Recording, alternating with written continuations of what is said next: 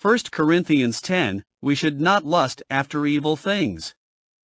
Chapter 10 of 1 Corinthians continues Paul's teaching on the believer's freedom, specifically discussing idolatry and the behavior of believers. He uses the example of Israel's history to warn against idolatry, then gives instructions about eating food that has been sacrificed to idols.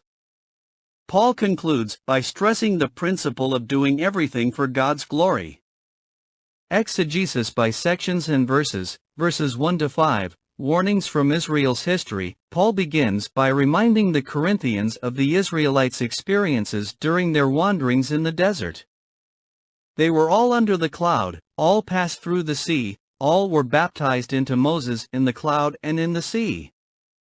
They all ate the same spiritual food, and all drank the same spiritual drink. However, with most of them, God was not pleased, and they were destroyed in the wilderness.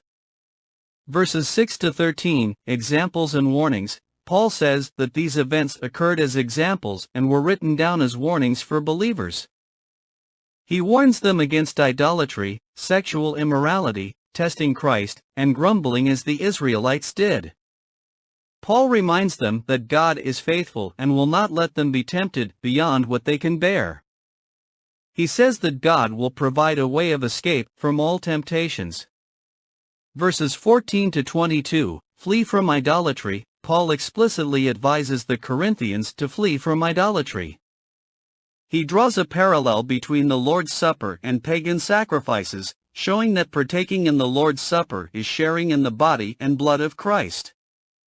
He says that those who partake in pagan sacrifices share with demons. He warns against provoking the Lord's jealousy by partaking in both. Verses 23 to 33, eating food sacrificed to idols. Paul applies the principle of all things are lawful, but not all things are beneficial to the issue of eating food offered to idols. He advises the Corinthians to eat whatever is sold in the meat market without raising questions, for the sake of their conscience.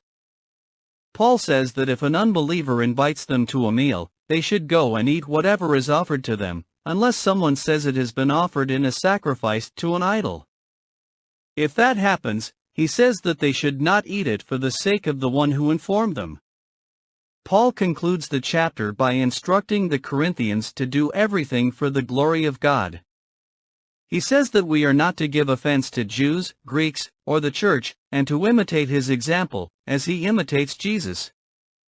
Overall summary, Paul uses the Old Testament experiences of Israelites to warn the Corinthians against complacency and urges them to flee from idolatry. He gives them instructions for navigating the complex issue of eating food that has been offered to idols, always prioritizing the conscience of others over their own personal freedom. The key message of the chapter is that everything should be done for the glory of God, and in all actions, believers should seek to please others for their good, to build them up.